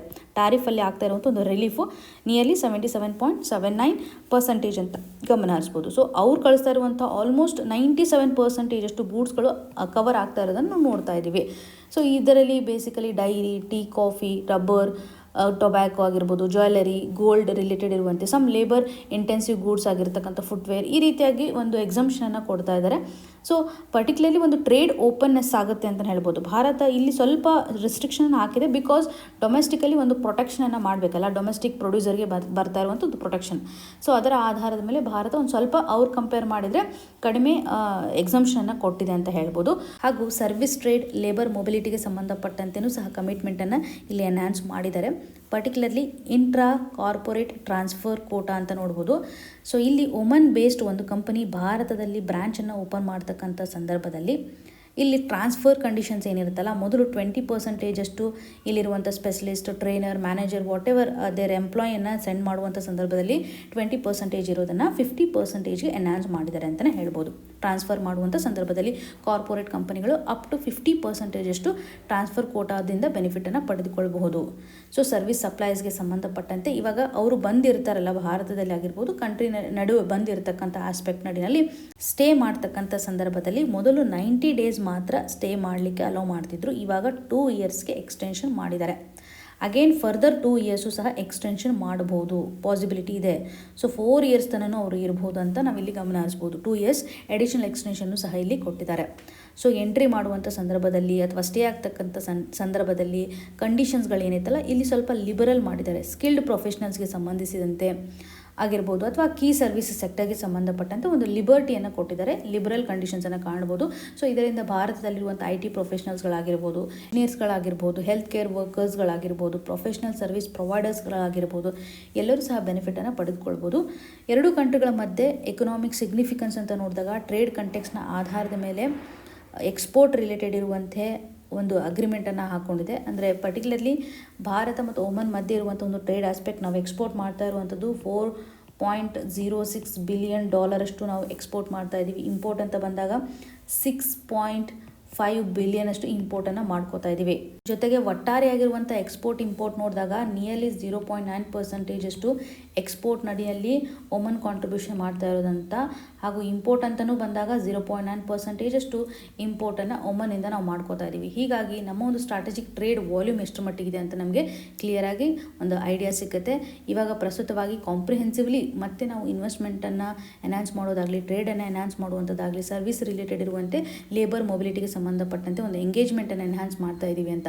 ಸೊ ಈ ಒಂದು ಕೋಆಪರೇಷನಿಂದ ಭಾರತಕ್ಕೆ ಸಾಕಷ್ಟು ಬೆನಿಫಿಟನ್ನು ಕೊಡುತ್ತೆ. ಭಾರತಕ್ಕೆ ಬೇಕಾಗುವಂಥ ಒಂದು ಮಾರ್ಕೆಟ್ ಎಕ್ಸಸ್ ಸಿಗುತ್ತೆ. GCC ನಡಿನಲ್ಲಿ, ಗಲ್ಫ್ ಕೋಆಪರೇಷನ್ ಕೌನ್ಸಿಲ್ ನಡಿನಲ್ಲೂ ಸಹ ಭಾರತ ಒಂದು ಮಾರ್ಕೆಟ್ ಎಕ್ಸೆಸಿಬಿಲಿಟಿಯನ್ನು ಪಡೆದುಕೊಳ್ಬೋದು. ಈಸ್ಟರ್ನ್ ಯುರೋಪ್ ಆಗಿರ್ಬೋದು, ಸೆಂಟ್ರಲ್ ಏಷ್ಯಾ ಆಗಿರ್ಬೋದು, ಆಫ್ರಿಕನ್ ರೀಜನ್ಗೆ ಹೋಗ್ಬೇಕಂದ್ರೂ ಸಹ ಇಂಡಿಯನ್ ಓಷನ್ ಟ್ರೇಡ್ ರೂಟಿಂದ ನಾವು ಯೂಸ್ ಮಾಡ್ಕೋಬೋದು. ಇದರಿಂದ ರೀಜನಲ್ ಎಕನಾಮಿಕ್ ಪಾರ್ಟ್ನರ್ಶಿಪ್ಪು ಸಹ ಹೆಚ್ಚಾಗುತ್ತೆ. ಲೇಬರ್ ಮೊಬಿಲಿಟಿಗೂ ಸಹ ಇದು ಸಪೋರ್ಟನ್ನು ಕೊಡುತ್ತೆ. ಹ್ಯೂಮನ್ ರಿಸೋರ್ಸನ್ನು ಎಕ್ಸ್ಪೋರ್ಟ್ ಮಾಡಲಿಕ್ಕೆ, ಸ್ಕಿಲ್ ರಿಲೇಟೆಡ್ ಇರುವಂತೆ ಸರ್ಕ್ಯುಲೇಷನ್ ಮಾಡಲಿಕ್ಕೆ, ಜಾಬ್ ಕ್ರಿಯೇಷನ್ ಮಾಡಲಿಕ್ಕೂ ಸಹ ಇದು ಸಪೋರ್ಟನ್ನು ಮಾಡುತ್ತೆ. ಅಂದರೆ ಬಯಲ್ಯಾಟ್ರಲ್ ಒಪ್ಪಂದ ಏನಿದೆಯಲ್ಲ, ಕಾಂಪ್ರಿಹೆನ್ಸಿವ್ ಆಗಿ ಮಾಡ್ತಾ ಇರುವಂಥದ್ದು ಮ್ಯಾನುಫ್ಯಾಕ್ಚರಿಂಗ್ ಸೆಕ್ಟರ್ಗಾಗಿರ್ಬೋದು, ಸರ್ವಿಸ್ ಸೆಕ್ಟರ್ಗಾಗಿರ್ಬೋದು, ಅಥವಾ ಸ್ಟ್ರಾಟಜಿಕಲಿ ನಮಗೆ ಓವರ್ ಆಲ್ ಡೆವಲಪ್ಮೆಂಟ್, ಈಗ ಮೇಕ್ ಇನ್ ಇಂಡಿಯಾ ಪ್ರೋಗ್ರಾಮ್ ಆಗಿರ್ಬೋದು, ಆತ್ಮನಿರ್ಭರ್ ಭಾರತ್, ಗ್ಲೋಬಲ್ ಲೆವೆಲಲ್ಲಿರುವಂಥ ಒಂದು ವ್ಯಾಲ್ಯೂ ಚೈನ್ ಇಂಟಿಗ್ರೇಷನ್ ಮಾಡಲಿಕ್ಕೂ ಸಹ ಈ ಒಂದು ಒಪ್ಪಂದ ಸಹಕಾರಿ ಆಗುತ್ತೆ ಅಂತಲೇ ಗಮನ ಹರಿಸ್ಬೋದು. ಸೊ ಇಲ್ಲಿ ಕಾಂಪ್ರಿಹೆನ್ಸಿವ್ ಎಕನಾಮಿಕ್ ಪಾರ್ಟ್ನರ್ಶಿಪ್ನ ಇಂಪಾರ್ಟೆನ್ಸ್ ಏನಿದೆ, ಯಾಕೆ ನಾವು ಎನ್ಹಾನ್ಸ್ ಮಾಡ್ತೀವಿ, ಇದರಿಂದ ಏನು ಬೆನಿಫಿಟ್ ಆಗುತ್ತೆ, ಭಾರತ ಮತ್ತು ಒಮನ್ ರಿಲೇಷನಿಂದ ಭಾರತಕ್ಕೆ ಯಾವ ರೀತಿ ಅಂತ ಬೆನಿಫಿಟನ್ನು ತಂದು ಕೊಡುತ್ತೆ ಅನ್ನುವಂಥ ಡೈಮೆನ್ಷನನ್ನು ನಾವಿಲ್ಲಿ ಕವರ್ ಮಾಡಬೇಕಾಗುತ್ತೆ. ಮುಂದಿನ ಹಂತದಲ್ಲಿ retired judges don't want to sit as junior ad hoc judges. ಈ ಒಂದು ಇಶ್ಯೂನ GS ಪೇಪರ್ 2 ನಡಿನಲ್ಲಿ ಪಾಲಿಟಿ, ಗವರ್ನೆನ್ಸ್, ಜುಡಿಷರಿ ಆಸ್ಪೆಕ್ಟಲ್ಲಿ ಕವರ್ ಮಾಡ್ಬೋದು. ಇಲ್ಲಿ ರಿಟೈರ್ಡ್ ಜಡ್ಜಸ್ ಅಪಾಯಿಂಟ್ಮೆಂಟ್ಗೆ ಸಂಬಂಧಪಟ್ಟಂತೆ ಏನು ಬೇಸಿಕ್ ಇಶ್ಯೂ ಇದೆ, ಸೊ ಕಾನ್ಸ್ಟಿಟ್ಯೂಷನಲ್ ಬ್ಯಾಕಿಂಗ್ ಇದ್ರೂ ಸಹ ಯಾಕೆ ನಾವು ಈ ಒಂದು ರಿಟೈರ್ಡ್ ಜಡ್ಜಸ್ಗಳನ್ನು ಮತ್ತೆ ವರ್ಕ್ ಫೋರ್ಸ್ ನಡೆಯಲ್ಲಿ ತೆಗೆದುಕೊಳ್ಳಿಕ್ಕೆ ಆಗ್ತಾ ಇಲ್ಲ? ಬಿಕಾಸ್ ನಮ್ಮ ಒಂದು ಜುಡಿಷರಿ ಸಿಸ್ಟಮ್ನ ಮುಂದೆ ಸಾಕಷ್ಟು ಕೇಸಸ್ಗಳು ಪೆಂಡಿಂಗ್ ಇರೋದನ್ನು ನೋಡ್ತಾ ಇದ್ದೀವಿ. ಸೊ ಈ ಒಂದು ಹಂತದಲ್ಲಿ ನಮ್ಮ ಸಂವಿಧಾನದಲ್ಲೇ ಮೆನ್ಷನ್ ಮಾಡಿದ್ದಾರೆ ಅಡ್ಹಾಕ್ ಜಡ್ಜಸ್ಗಳನ್ನು ನಾವು ತೆಗೆದುಕೊಳ್ಬೋದು ಅಂತ. ಇದನ್ನು ಸಪೋರ್ಟ್ ಮಾಡಲಿಕ್ಕಂತ ಇರುವಂಥ ಆರ್ಟಿಕಲ್ 224 ಎ ನಡಿನಲ್ಲಿ ನಾವು ನೋಡೋದಾದರೆ ಅಡ್ಹಾಕ್ ಜಡ್ಜಸ್ಗೆ ಸಂಬಂಧಪಟ್ಟಂಥ ಒಂದು ಪ್ರೊವಿಷನನ್ನು ಕಾಣ್ಬೋದು. ಸೊ ಯಾವಾಗ ನಾವು ಇವರನ್ನು ಅಪಾಯಿಂಟ್ಮೆಂಟ್ ಮಾಡ್ಬೋದು ಕೇಸ್ ಜಾಸ್ತಿ ಇರುವಂಥ ಸಂದರ್ಭದಲ್ಲಿ. ಈ ರೀತಿಯಾಗಿ ಸಂವಿಧಾನಾತ್ಮಕವಾಗಿಯೂ ಸಪೋರ್ಟ್ ಇದ್ದರೆ ಯಾಕೆ ಆಗ್ತಾ ಇಲ್ಲ? ಕೀ ಫ್ಯಾಕ್ಟರ್ಸ್ಗಳು ಏನಿರ್ಬೋದು? ಪ್ರಸ್ತುತವಾಗಿ ಪೆಂಡಿಂಗ್ ಇರುವಂಥ ಒಂದು ಕೇಸಸ್ಸನ್ನೇ ನಾವು ನೋಡೋದಾದರೆ ಹೈಕೋರ್ಟ್ನಲ್ಲಿ, ಅದರಲ್ಲೂ ಕ್ರಿಮಿನಲ್ ಕೇಸಸ್ಗಳು ಸಾಕಷ್ಟು ಪೆಂಡಿಂಗ್ ಇರೋದನ್ನು ನೋಡ್ತಾ ಇದ್ವಿ. ನಿಯರ್ಲಿ 18.98 ಲ್ಯಾಕ್ ಅಷ್ಟು ಪೆಂಡಿಂಗ್ ಕೇಸಸ್ಸನ್ನು ನೋಡ್ತಾ ಇದ್ದೀವಿ. 68.27% ಅಷ್ಟು ಕೇಸ್ಗಳು ಒಂದು ವರ್ಷದಲ್ಲಿ ಇನ್ಕ್ರೀಸ್ ಆಗಿರೋದನ್ನು ನೋಡ್ತಾ ಇದ್ವಿ. ಇವಾಗ ಹೈಕೋರ್ಟ್ಗೆ ಸಂಬಂಧಪಟ್ಟಂಥ ಒಂದು ಸ್ಟ್ರೆಂತಲ್ಲಿ 1122 ಸ್ಟ್ರೆಂತನ್ನು ಎನ್ಹ್ಯಾನ್ಸ್ ಮಾಡಬೇಕು ಅನ್ನುವಂಥದ್ದಾಗಲಿ, ಆದರೆ ವೇಕೆನ್ಸಿ ಇರೋದು ಆ್ಯಸ್ ಆಫ್ ಡಿಸೆಂಬರ್ 15 ಅನ್ನೋದಾದರೆ 298 ವೇಕೆನ್ಸೀಸ್ಗಳಿದ್ದಾವೆ ಅಂತ ಆರ್ಟಿಕಲಲ್ಲಿ ಮೆನ್ಷನ್ ಮಾಡಿದ್ದಾರೆ. ಕೆಲವೊಂದಿಷ್ಟು ಹೈಕೋರ್ಟಲ್ಲಿ ಅಲಹಾಬಾದ್, ಪಂಜಾಬ್, ಹರಿಯಾಣ, ಪಾಟ್ನಾ ಸ್ಟೇಟಲ್ಲಿ ಇರುವಂತಹ, ಅಂದರೆ ಆ ಒಂದು ಪರ್ಟಿಕ್ಯುಲರ್ ಸ್ಟೇಟ್ ಹೈಕೋರ್ಟಲ್ಲಿ ವರ್ಸ್ಟ್ ಎಫೆಕ್ಟೆಡ್ ಆಗಿರುವಂತಹ ಇಶ್ಯೂಸನ್ನು ಸಹ ನೋಡ್ತಾ ಇದ್ದೀವಿ ಅಂತ. ಪ್ರಸ್ತುತವಾಗಿ ಸಂವಿಧಾನಾತ್ಮಕವಾಗಿ ಸಪೋರ್ಟ್ ಇದ್ರೂ ಸಹ ಯಾಕೆ ಇವಾಗ ರಿಟೈರ್ಡ್ ಜಡ್ಜಸ್ಗಳ ಒಂದು ಅಪಾಯಿಂಟ್ಮೆಂಟ್ ಆಗ್ತಾ ಇಲ್ಲ, ಏನಿರಬಹುದು ಪ್ರಾಬ್ಲಮ್ಗಳು? ಇವಾಗ ರಿಟೈರ್ಡ್ ಆಗಿರುವಂತಹ ಜಡ್ಜಸ್ ಇರ್ತಾರಲ್ಲ, ಅವರ ಒಂದು ರಿಲಕ್ಟನ್ಸ್ ಅಂತ ಮೆನ್ಷನ್ ಮಾಡ್ತಾ ಇದ್ದಾರೆ. ಬಿಕಾಸ್ ಅವರು ಒಂದು ಎಂಬ್ರಾಸ್ಮೆಂಟನ್ನು ಫೀಲ್ ಮಾಡ್ಕೋತಾರೆ. ಯಾಕೆಂದರೆ ಅವರು ಜೂನಿಯರ್ ಜಡ್ಜಸ್ಗಳೊಂದಿಗೆ ಕೂತ್ಕೋಬೇಕಾಗುತ್ತೆ ಅಲ್ವಾ. ಇವರ ಒಂದು ಪೊಸಿಷನ್ ಅಂತ ನೋಡಿದಾಗ ಆಲ್ರೆಡಿ ರಿಟೈರ್ಡ್ ಆಗುವಂಥ ಸಂದರ್ಭದಲ್ಲಿ ಒಳ್ಳೆ ಪೊಸಿಷನಿಂದ ರಿಟೈರ್ಡ್ ಆಗಿರ್ತಾರೆ. ಇವಾಗ ಮತ್ತೆ ಅವರು ಜೂನಿಯರ್ ಜಡ್ಜ್ ಆಗಿ ಅಪಾಯಿಂಟ್ ಆಗಬೇಕಲ್ಲ ಅನ್ನುವಂಥ ಒಂದು ಕನ್ಸರ್ನ್. ಸೀನಿಯಾರಿಟಿ ಸ್ಟೇಟಸ್ನ ಆಧಾರದ ಮೇಲೆ ಅವರಿಗೆ ಒಂದು ಲಾಸ್ ಆಗುತ್ತೆ. ಪೋಸ್ಟ್ ರಿಟೈರ್ಮೆಂಟ್ನ ಆಧಾರದ ಮೇಲೆ ಅವ್ರ ಸ್ಟೇಟಸ್ ಎಷ್ಟರ ಮಟ್ಟಿಗೆ ಇಲ್ಲಿ ಕ್ವಶನ್ ಮಾರ್ಕನ್ನು ಕ್ರಿಯೇಟ್ ಮಾಡ್ತಾ ಇದೆ ಅಂತ, ಎಂಬ್ರಾಸ್ಮೆಂಟನ್ನು ಕ್ರಿಯೇಟ್ ಮಾಡುತ್ತೆ ಅಂತ. ಇವಾಗ ಸರ್ವಿಂಗ್ ಮಾಡ್ತಾ ಇರುವಂತಹ ಜಡ್ಜಸ್ಗಳು ಸಹ ಒಂದು ರೆಸಿಸ್ಟೆನ್ಸನ್ನು ತೋರಿಸ್ತಾರೆ. ಇದು ಆಲ್ರೆಡಿ ಇರ್ತಕ್ಕಂಥವ್ರು ಅವರು ಹೇಳ್ತಾರೆ, ರಿಟೈರ್ಡ್ ಜಡ್ಜಸ್ಗಳು ಹೆಂಗೆ ಅವರು ಒಂದು ಬೆಂಚ್ ಇರುತ್ತಲ್ಲ ಅದರ ಹೆಡ್ ಆಗಿ ಕನ್ವರ್ಟ್ ಆಗ್ತಾರೆ. ಅವ್ರಿಗೊಂದು ವೇಳೆ ಏನಾದರೂ ಸೀನಿಯಾರಿಟಿ ಕೊಟ್ಟರೆ, ಓಕೆ, ರಿಟೈರ್ಡ್ ಆಗಿರ್ತಕ್ಕಂಥ ಜಡ್ಜಸ್ಗಳಿಗೆ ನಾವು ಒಳ್ಳೆ ಪೊಸಿಷನನ್ನು ಹೈಯಾರಿಕಿನಲ್ಲಿ ಕೊಟ್ಟಾಗ ಇವಾಗ ಆಲ್ರೆಡಿ ಸರ್ವ್ ಮಾಡ್ತಕ್ಕಂಥ ಜಡ್ಜಸ್ಗಳು ಸಹ ಒಂದು ಕ್ವಶನ್ ಮಾರ್ಕನ್ನು ಕ್ರಿಯೇಟ್ ಮಾಡ್ತಾರೆ. ಸರ್ವಿಂಗ್ ಜಡ್ಜಸ್ಗಳ ಒಂದು ಕನ್ಸರ್ನ್. ಸೊ ಒಂದು ಡೆಡ್ಲಾಕನ್ನು ಪ್ರೊವೈಡ್ ಮಾಡಬೇಕು ಯಾವುದೇ ಒಂದು ಬೆಂಚಲ್ಲಿ. ಒಂದು ಬೆಂಚನ್ನು ಮಾಡಿರ್ತಾರಲ್ಲ ಇಶ್ಯೂಗೆ ಸಂಬಂಧಪಟ್ಟಂತೆ, ಅವಾಗ ಏನಾದರೂ ರಿಟೈರ್ಡ್ ಜಡ್ಜಸನ್ನು ಹೆಡ್ ಅಂತ ಮಾಡಿದಾಗ ಅಲ್ಲಿ ಮತ್ತೆ ಒಂದು ಕಾನ್ಫ್ಲಿಕ್ಟ್ ಕ್ರಿಯೇಟ್ ಆಗುತ್ತೆ ಅಂತಲೇ ಹೇಳ್ಬೋದು. ಇಲ್ಲಿ ಒಂದು ಸ್ಟ್ರಕ್ಚರಲ್ ರಿಯಾಲಿಟಿಗೆ ನಾವು ಕನ್ಸಿಡರೇಷನ್ನ ಮಾಡಬೇಕು. ಇಂಪ್ಲಿಮೆಂಟ್ ಮಾಡುವಂಥ ಸಂದರ್ಭದಲ್ಲಿ ಪ್ರಾಬ್ಲಮ್ಗಳು ಕ್ರಿಯೇಟ್ ಆಗುತ್ತೆ ಅಂತಲೇ ಹೇಳ್ಬೋದು. ಬಟ್ ಯಾವುದೇ ರೀತಿಯಾಗಿ ಕ್ರಿಮಿನಲ್ ಕೇಸಸ್ಗಳಿರುತ್ತಲ್ಲ, ಆ ಕ್ರಿಮಿನಲ್ ಕೇಸಸ್ಗಳನ್ನು ಹ್ಯಾಂಡಲ್ ಮಾಡುವಂಥ ಸಂದರ್ಭದಲ್ಲಿ ಬೆಂಚ್ ತುಂಬ ಇಂಪಾರ್ಟೆಂಟ್ ಆಗುತ್ತೆ. ಮಿನಿಮಮ್ ಒಂದು ಡಿವಿಷನಲ್ಲಿ 2 ಜಡ್ಜಸ್ಗಳನ್ನಾದರೂ ಇನ್ಕ್ಲೂಡ್ ಮಾಡಿರ್ತಾರೆ. ಅಡಾಕ್ ಜಡ್ಜಸ್ಗಳನ್ನು ಇಂಡಿಪೆಂಡೆಂಟ್ಲಿ ಆ್ಯಕ್ಟ್ ಮಾಡಲಿಕ್ಕೆ ಇಲ್ಲಿ ಬಿಡಲಿಕ್ಕೆ ಆಗೋದಿಲ್ಲ ಅಲ್ವಾ. ಸೊ ಈ ಒಂದು ಆಧಾರದ ಮೇಲೆ ಒಂದು ಕಾನ್ಫ್ಲಿಕ್ಟನ್ನು ಸಹ ಕ್ರಿಯೇಟ್ ಮಾಡುತ್ತೆ ಅಂತ ಹೇಳ್ಬೋದು. ಸೊ ಒಂದು ಕೋಆಪ್ರೇಷನ್ ಇಂಪಾರ್ಟೆಂಟ್. ಸಿಟ್ಟಿಂಗ್ ಜಡ್ಜಸ್ಸು ಹಾಗೂ ಆಲ್ರೆಡಿ ರಿಟೈರ್ಡ್ ಆಗಿರ್ತಕ್ಕಂಥ ಜಡ್ಜಸ್ಗಳನ್ನು ನಾವು ತೆಗೆದುಕೊಳ್ತೀವಲ್ಲ ಅಡಾಕ್ ಜಡ್ಜಸ್ ಆಗಿ, ಅವರ ಮಧ್ಯೆ ಒಂದು ಕಾಂಪ್ರಮೈಸ್ ಆಗಿರ್ಬೋದು ಅಥವಾ ಒಂದು ಕೋಆಪ್ರೇಷನ್ ವೆರಿ ಇಂಪಾರ್ಟೆಂಟು ಅಂತ ಆಥರ್ ಹೇಳ್ತಾ ಇದ್ದಾರೆ. ಸ್ಟ್ರಕ್ಚರಲ್ ರಿಯಾಲಿಟಿ ಯಾವ ರೀತಿಯಾಗಿದೆ ಅನ್ನುವಂಥ ಒಂದು ಕ್ವಶನ್ ಮಾರ್ಕನ್ನು ಕ್ರಿಯೇಟ್ ಮಾಡ್ತಾ ಇದ್ದಾರೆ. ಸೊ ಲಾನಲ್ಲಿರತಕ್ಕಂಥ ಪ್ರೊವಿಷನ್ಸನ್ನು ಹಾಗೂ ಇನ್ಸ್ಟಿಟ್ಯೂಷನಲ್ ಲೆವೆಲಲ್ಲಿ ಇರ್ತಕ್ಕಂಥ ಒಂದು ಕಲ್ಚರನ್ನು ನಾವು ಕನ್ಸಿಡರ್ ಮಾಡಿದಾಗ ತುಂಬ ಗ್ಯಾಪ್ ಇದೆ. ಸಂವಿಧಾನಾತ್ಮಕವಾಗಿ ಬ್ಯಾಕಿಂಗ್ ಇದ್ರೂ ಸಹ, ಪ್ರೊವಿಷನ್ ಎಕ್ಸಿಸ್ಟ್ ಇದ್ರೂ ಸಹ ಜುಡಿಷಿಯಲ್ ವಿಲ್ಲಿಂಗ್ನೆಸ್ ಏನಿದೆಯಲ್ಲ ಅದು ಇಲ್ಲ. ಸೊ ಇಲ್ಲಿ ನಾವು ಒಂದು ಸ್ಟ್ರಕ್ಚರಲ್ ಅಥವಾ ಏನು ಅವರು ಪಾಲನೆ ಮಾಡ್ಕೊಂಡು ಬಂದಿರೋ ಅದರಲ್ಲಿ ಇರ್ತಕ್ಕಂಥ ಒಂದು ಬದಲಾವಣೆಯನ್ನು, ಕಲ್ಚರಲ್ ಎಕ್ಸೆಪ್ಟೆನ್ಸ್ ಯಾವ ರೀತಿಯಾಗಿದೆ, ಲೀಗಲ್ ಸೊಲ್ಯೂಷನ್ಸ್ ಯಾವ ರೀತಿಯಾಗಿದೆ ಅಂತ ನಾವಿಲ್ಲಿ ಗಮನಿಸಬೇಕು. ಅಂದರೆ ಇಲ್ಲಿ ಒಂದು ಸ್ವಲ್ಪ ಲಿಮಿಟೇಷನ್ಸನ್ನು ಕ್ರಿಯೇಟ್ ಮಾಡ್ತಾ ಇದೆ. ಈ ಒಂದು ಹಂತದಲ್ಲಿ ನಾವು ಹೇಗೆ ಪೆಂಡೆನ್ಸಿ ಆಗಿರುವಂಥ ಕೇಸಸ್ಗಳನ್ನು ರಿಸಾಲ್ವ್ ಮಾಡಲಿಕ್ಕೆ ಆಗುತ್ತೆ. ಕ್ರಿಮಿನಲ್ ಜಸ್ಟಿಸ್ ಇವಾಗ ಡಿಲೇ ಆಗ್ತಾ ಇದೆ. ಬಿಕಾಸ್ ಇದರಿಂದ ಆರ್ಟಿಕಲ್ 21 ಮೇಲೆ ಇಂಪ್ಯಾಕ್ಟ್ ಆಗ್ತಾ ಇದೆ, ಪರ್ಸನಲ್ ಲಿಬರ್ಟಿ ಮೇಲೆ ಇಂಪ್ಯಾಕ್ಟ್ ಆಗ್ತಾ ಇದೆ, ಜುಡಿಷಿಯರಿ ಮೇಲೆ ಇರ್ತಕ್ಕಂಥ ಕಾನ್ಫಿಡೆನ್ಸ್ ಹೋಗ್ತಾ ಇದೆ. ಸೊ ಬಟ್ ಇಲ್ಲಿ ಇರುವಂಥ ಒಂದು ಬೇಸಿಕ್ ಚಾಲೆಂಜ್ ಅಂತಂದರೆ ಲಾ ಮತ್ತು ಇನ್ಸ್ಟಿಟ್ಯೂಷನಲ್ ಕಲ್ಚರ್ ಮಧ್ಯೆ ಇರುವಂಥ ಗ್ಯಾಪನ್ನು ನಾವು ರಿಸಾಲ್ವ್ ಮಾಡಬೇಕಾಗುತ್ತೆ. ಇದರಿಂದ ನಾವು ಅಟ್ಲೀಸ್ಟ್ ಪೆಂಡೆನ್ಸಿ ಇರತಕ್ಕಂಥ ಕೇಸಸ್ಗಳನ್ನು ರಿಸಾಲ್ವ್ ಮಾಡಲಿಕ್ಕೆ ಸಾಧ್ಯತೆ ಇದೆ. CJI ಅವರ ಒಂದು ಕನ್ಸಿಡ್ರೇಷನ್ ನಾವಿಲ್ಲಿ ಕಾಣ್ಬೋದು. ಅವರು ಒಂದು ಸ್ಟೇಟ್ಮೆಂಟನ್ನು ಕೊಡ್ತಾ ಇದ್ದಾರೆ. ಏನಿದೆ ಆ್ಯಕ್ಚುಲಿ ನಾವು ಅಡಾಕ್ ಜಡ್ಜಸ್ಗಳನ್ನು ಅಪಾಯಿಂಟ್ಮೆಂಟ್ ಮಾಡ್ತಕ್ಕಂಥ ಸಂದರ್ಭದಲ್ಲಿ ಯಾವ ರೀತಿಯಂಥ ಹರ್ಡಲ್ಸ್ಗಳನ್ನು ಅವರು ಫೇಸ್ ಮಾಡ್ತಾ ಇದ್ದಾರೆ ಅಂತ ಗಮನ ಹರಿಸ್ಬೋದು. ಇನ್ನು ಮುಂದಿನದಾಗಿ national commission for scheduled tribe to investigate murder of tribal boy on university campus. ಈ ಒಂದು ಇಶ್ಯೂ ನಮಗೆ ಜನರಲಿ GS ಪೇಪರ್ 2 ಪಾಲಿಟಿ ಸೆಕ್ಷನ್ಗೆ ಸಂಬಂಧಪಟ್ಟಂತೆ constitutional and non constitutional body ಅಂತ ಸ್ಟಡಿ ಮಾಡ್ತಾ ಇರ್ತಿಲ್ಲ, ಅಲ್ಲಿ ಕನೆಕ್ಟ್ ಮಾಡ್ಬೋದು. ಸೊ ಇಲ್ಲಿ ಏನಿದೆ ಇಶ್ಯೂ ನೋಡಿ ಹಾಗೂ ಯಾವ ರೀತಿಯಂಥ ಫಂಕ್ಷನನ್ನು national commission for scheduled tribe ಮಾಡುತ್ತೆ ಅನ್ನುವಂಥ ಆಸ್ಪೆಕ್ಟನ್ನು ಕವರ್ ಮಾಡಬೇಕು. National commission for scheduled tribe ಸಂವಿಧಾನಾತ್ಮಕವಾಗಿರುವಂಥ ಒಂದು ಪವರನ್ನು ಇಲ್ಲಿ ಯೂಸ್ ಮಾಡ್ತಾ ಇದೆ, ಇನ್ವೋಕ್ ಮಾಡ್ತಾ ಇದೆ ಅಂತ ಕಾಣ್ಬೋದು. ಟ್ರೈಬಲ್ ಬಾಯ್ನ ಮರ್ಡರ್ ಆಗಿದೆ. ಈ ಒಂದು ಹಂತದಲ್ಲಿ ಅಂದರೆ ಟ್ರೈಬಲ್ ಸ್ಟೂಡೆಂಟ್ ಆಗಿರ್ತಕ್ಕಂಥ ವಿದ್ಯಾರ್ಥಿ ಯೂನಿವರ್ಸಿಟಿ ಕ್ಯಾಂಪಸಲ್ಲಿ ಒಂದು ಮರ್ಡರ್ ಆಗಿರುವಂಥ ಅಲಿಗೇಷನ್ ಇದೆ. ಇದಕ್ಕೆ ಸಂಬಂಧಪಟ್ಟಂಥ ಒಂದು ಇನ್ವೆಸ್ಟಿಗೇಷನನ್ನು ಮಾಡ್ತಾ ಇದ್ದಾರೆ ಅಂತ ನೋಡ್ಬೋದು. ಇದಕ್ಕೆ ಸಂಬಂಧಿಸಿದಂಥ ಒಂದು ಆರ್ಟಿಕಲ್ 338A ನಮಗೆ ಇಂಪಾರ್ಟೆಂಟ್. ಸೊ ಇವಾಗ ಅವರು ಪವರ್ ಇನ್ವೋಕ್ ಮಾಡಿರೋದು ಆರ್ಟಿಕಲ್ 338A ನಡ್ಡಿನಲ್ಲಿ. So national commission for scheduled tribe ಒಂದು ಕಾನ್ಸ್ಟಿಟ್ಯೂಷನಲ್ ಬಾಡಿ ಆಗಿದ್ದು ಇದು 2004ರಲ್ಲಿ ಸ್ಥಾಪನೆ ಆಗಿರೋದನ್ನು ನೋಡ್ತಾ ಇದ್ದೀವಿ after 89th constitutional amendment act. ಇದರ ಒಂದು ಕಾರ್ಯ ಏನಿರುತ್ತೆ ಅಂತಂದರೆ ಟ್ರೈಬ್ ಗ್ರೂಪ್ಗೆ ಸಂಬಂಧಪಟ್ಟಂತೆ ಶೆಡ್ಯೂಲ್ಡ್ ಟ್ರೈಬ್ಸ್ಗಳೇನಿರುತ್ತಲ್ಲ ಅವ್ರಿಗೆ ಸಂಬಂಧಪಟ್ಟಂಥ ಒಂದು ಹಕ್ಕನ್ನು ಪ್ರೊಟೆಕ್ಟ್ ಮಾಡುವಂಥದ್ದು, ಅವ್ರಿಗೆ ಸಂಬಂಧಿಸಿದಂಥ ಒಂದು ರೈಟ್ಸನ್ನು ಪ್ರೊಟೆಕ್ಟ್ ಮಾಡಬೇಕು, ಅವರ ಒಂದು ಇಂಟ್ರೆಸ್ಟನ್ನು ಪ್ರೊಟೆಕ್ಟ್ ಮಾಡುವಂಥ ಸಂದರ್ಭದಲ್ಲಿ ಈವನ್ ಅವ್ರಿಗೆ ಸಂಬಂಧಿಸಿದಂತೆ ಸಂವಿಧಾನಾತ್ಮಕವಾಗಿ ಏನೇನು ಫ್ರೇಮ್ವರ್ಕ್ಗಳಿರುತ್ತಲ್ಲ, ಲಾಸ್ ಇರುತ್ತೆ. ಇವಾಗ ಶೆಡ್ಯೂಲ್ ಟ್ರೈಬ್ಸ್ಗೆ ಸಂಬಂಧಿಸಿದಂತೆ ಲಾಸ್ಗಳಿರುತ್ತೆ, ಸಂವಿಧಾನಾತ್ಮಕವಾಗಿರ್ತಕ್ಕಂಥ ಪ್ರೊವಿಷನ್ಸ್ಗಳಿರುತ್ತೆ. ಅವುಗಳೆಲ್ಲವನ್ನು ಸೇಫ್ ಗಾರ್ಡ್ ಮಾಡುವಂಥ ಒಂದು ಕಾರ್ಯ ಕಮಿಷನದಾಗಿರುತ್ತೆ ಅಂತಲೇ ಹೇಳ್ಬೋದು. ಅಷ್ಟೇ ಅಲ್ಲದೆ ಒಂದು ವೇಳೆ ರೈಟ್ಸ್ ಏನಾದರೂ ವಯಲೇಟ್ ಆದರೆ ಇನ್ವೆಸ್ಟಿಗೇಷನ್ ಮಾಡುವಂಥದ್ದು ಸಹ ಈ ಒಂದು ಕಮಿಷನ್ನ ಕಾರ್ಯ ಅಂತಲೇ ಹೇಳ್ಬೋದು. ಸೊ ಇನ್ವೆಸ್ಟಿಗೇಟ್ ಮಾಡೋದಾಗಲಿ, ಪ್ರೊಟೆಕ್ಷನ್ ಮಾಡೋದಾಗಲಿ, ಸೇಫ್ ಗಾರ್ಡ್ ಮಾಡುವಂಥ ಒಂದು ಕಾರ್ಯವನ್ನು ಮಾಡ್ತಾ ಇದೆ ಅಂತ ಕ್ಲಿಯರಾಗಿ ನಮ್ಗೆ ಗೊತ್ತಾಯಿತು. ಸೊ ಇವಾಗ ಪ್ರಸ್ತುತವಾಗಿ ಆರ್ಟಿಕಲ್ 338 ನಡಿಯಲ್ಲಿ ಇನ್ವೋಕ್ ಮಾಡಿದೆಯಲ್ಲ, ಇನ್ವೆಸ್ಟಿಗೇಷನ್ ಮಾಡುವಂಥ ಸಂದರ್ಭದಲ್ಲಿ ಒಂದು ಸ್ಪೆಸಿಫಿಕ್ ಕಂಪ್ಲೇಂಟ್ ಇರುತ್ತಲ್ಲ, ಅದನ್ನು ಕಂಪ್ಲೀಟಾಗಿ ಇನ್ವೆಸ್ಟಿಗೇಟ್ ಮಾಡುತ್ತೆ. ಹಾಗೂ ಯಾರ್ಯಾರು ಅಫಿಷಿಯಲ್ಸ್ ಇರ್ತಾರಲ್ಲ ಅವ್ರನ್ನೆಲ್ಲನೂ ಕರೆಸ್ಕೊಳ್ಳುತ್ತೆ, ಸಮ್ಮೌನ್ ಮಾಡುತ್ತೆ, ರಿಪೋರ್ಟನ್ನು ಕಲೆಕ್ಟ್ ಮಾಡುತ್ತೆ. ಸ್ಟೇಟ್ ಗೌರ್ಮೆಂಟ್ಗೆ ಸಂಬಂಧಪಟ್ಟಂಥ ಡಿಪಾರ್ಟ್ಮೆಂಟ್ಗಳಾಗಿರ್ಬೋದು, ಪೊಲೀಸ್ ಅಥಾರಿಟೀಸ್ಗಳಾಗಿರ್ಬೋದು, ಡಿಸ್ಟ್ರಿಕ್ಟ್ ಅಡ್ಮಿನಿಸ್ಟ್ರೇಷನ್ಸ್ ಆಗಿರ್ಬೋದು. ಸೊ ಈ ಎಲ್ಲ ಅಥಾರಿಟೀಸನ್ನು ಸಹ ಕರೆಸ್ಬಿಟ್ಟು ರಿಪೋರ್ಟನ್ನು ಕಲೆಕ್ಟ್ ಮಾಡುವಂಥ ಒಂದು ಕಾರ್ಯವನ್ನು ಸಹ ಮಾಡುತ್ತೆ. ಕಂಪ್ಲೀಟ್ ಇನ್ವೆಸ್ಟಿಗೇಷನ್ಸನ್ನು ಇಲ್ಲಿ ಮಾಡುತ್ತೆ. ಇದರಿಂದ ಇದೊಂದು ಸಿವಿಲ್ ಕೋರ್ಟ್ ಆಗಿ ಆ್ಯಕ್ಟ್ ಮಾಡುತ್ತೆ ಅಂತಲೇ ಹೇಳ್ಬೋದು. ಬೇಸಿಕ್ ಎನ್ಕ್ವೈರಿಯನ್ನು ಇದು ಮಾಡುತ್ತೆ. ಸೊ ಒಂದು ವೇಳೆ ಇದು ನೋಟಿಸ್ ಮಾಡಿದರೆ ಯಾವುದಾದ್ರು ಸ್ಟೇಟ್ ಡಿಪಾರ್ಟ್ಮೆಂಟ್ ಆಗಿರ್ಬೋದು, ಎಜುಕೇಷನ್ ಡಿಪಾರ್ಟ್ಮೆಂಟ್ ಆಗಿರ್ಬೋದು, ಇದರಲ್ಲಿ ಇನ್ವಾಲ್ವ್ ಆಗಿದೆ ಅಂತಂದರೆ ಅದಕ್ಕೆ ಸಂಬಂಧಿಸಿದಂತೆ ಎಲ್ಲ ಇನ್ವೆಸ್ಟಿಗೇಷನ್ಸನ್ನು ಸಹ ಇದು ಮಾಡುತ್ತೆ ಅಂತಲೇ ಹೇಳ್ಬೋದು. ಸೊ ಒಟ್ಟಾರೆಯಾಗಿ ಟ್ರೈಬಲ್ ಸ್ಟೂಡೆಂಟ್ಸ್ಗೆ ಸಂಬಂಧಪಟ್ಟಂಥ ಒಂದು ಪ್ರೊಟೆಕ್ಷನನ್ನು ಇಲ್ಲಿ ಕ್ರಿಯೇಟ್ ಮಾಡ್ತಾ ಇದೆ. ಅವ್ರ ಫ್ಯಾಮಿಲಿಗೆ ಬೇಕಾಗುವಂಥ ಒಂದು ಸಪೋರ್ಟ್ ಆಗಿರ್ಬೋದು, ಏನಾದರೂ ವಲ್ನರಬಿಲಿಟಿ ಇತ್ತಂದರೆ, ಯಾವ ಏರಿಯಾದಲ್ಲಿ ಮರ್ಡರ್ ಆಗಿದೆ ಅದಕ್ಕೆ ಸಂಬಂಧಿಸಿದಂಥ ಎಲ್ಲ ಇನ್ವೆಸ್ಟಿಗೇಷನ್ಸನ್ನು ಮಾಡುತ್ತೆ ಅಂತಲೇ ಹೇಳ್ಬೋದು. ಸೊ ಪರ್ಟಿಕ್ಯುಲರ್ಲಿ ಒಂದು ಇನ್ಸಿಡೆಂಟ್ಗೆ ಸಂಬಂಧಪಟ್ಟಂತೆ ಕನೆಕ್ಟ್ ಮಾಡೋದಾದರೆ ಸೇಫ್ಟಿ ಮೆಕ್ಯಾನಿಸಮ್ನ ಆಧಾರದ ಮೇಲೆ ಕ್ವಶನ್ಗಳು ಕ್ರಿಯೇಟ್ ಆಗಿದೆ. ಮತ್ತು ಗ್ರೀವಿಯನ್ಸ್ ರೆಡ್ರೆಸ್ಗೆ ಸಂಬಂಧಿಸಿದಂತೆ ಇನ್ಸ್ಟಿಟ್ಯೂಷನ್ ಲೆವೆಲಲ್ಲಿ ಒಂದು ಟ್ರಾನ್ಸ್ಪರೆನ್ಸಿನ ಎಷ್ಟು ಮಟ್ಟಿಗೆ ತಂದಿದ್ದೀವಿ ಅಂತ ಈ ಯೂನಿವರ್ಸಿಟಿ ಕ್ಯಾಂಪಸಲ್ಲಿ ಆಗಿರೋದನ್ನು ನಾವು ನೋಡ್ತಾ ಇದ್ದೀವಲ್ಲ, ಈ ಒಂದು ಆಧಾರದ ಮೇಲೆ ಎಷ್ಟು ಮಟ್ಟಿಗೆ ನಾವು ಅಕೌಂಟಬಿಲಿಟಿಯನ್ನು ತೋರಿಸ್ತಾ ಇದ್ದೀವಿ ಅಂತ ಕ್ವಶನ್ ಮಾರ್ಕು ಸಹ ಇಲ್ಲಿ ಕ್ರಿಯೇಟ್ ಆಗಿರೋದನ್ನು ನಾವು ಗಮನ ಹರಿಸ್ಬೋದು. ಸೊ ನಮಗೆ ಎಕ್ಸಾಮಿನೇಷನ್ ಪರ್ಸ್ಪೆಕ್ಟಿವಲ್ಲಿ ಒಂದು ಕ್ಲಾರಿಟಿ ಬೇಕಾಗಿರೋದಂತಂದರೆ national commission for schedule tribes related ಇರುವಂತೆ ಆರ್ಟಿಕಲ್ 338 ಆಗಿರ್ಬೋದು ಯಾವಾಗ ಎಸ್ಟಾಬ್ಲಿಷ್ ಆಗಿದೆ ಅಂತ ನಾವು ಗಮನ ಹರಿಸಬೇಕಾಗುತ್ತೆ. ಈ ಮೊದಲು SC ಹಾಗೂ STಗೆ ಸಂಬಂಧಿಸಿದಂತೆ ಒಂದೇ ಒಂದು ಕಮಿಷನನ್ನು ಕಾಣ್ತಾ ಇದ್ವಿ 338 ನಡಿನಲ್ಲಿ. ಆಮೇಲೆ ಏನು ಮಾಡ್ತಾರೆ ಅಂದರೆ 89th ಕಾನ್ಸ್ಟಿಟ್ಯೂಷನಲ್ ಅಮೆಂಡ್ಮೆಂಟ್ನ ಮುಖಾಂತರ ಬೈಫರ್ಕೇಷನ್ ಮಾಡೋದನ್ನು ನಾವು ಗಮನ ಹರಿಸ್ಬೋದು. ಸೊ 338 ಇದೆಯಲ್ಲ, ಇದು SCಗೆ ಸಂಬಂಧಪಟ್ಟಂಥ ರಿಫ್ಲೆಕ್ಷನನ್ನು ಮಾಡುತ್ತೆ.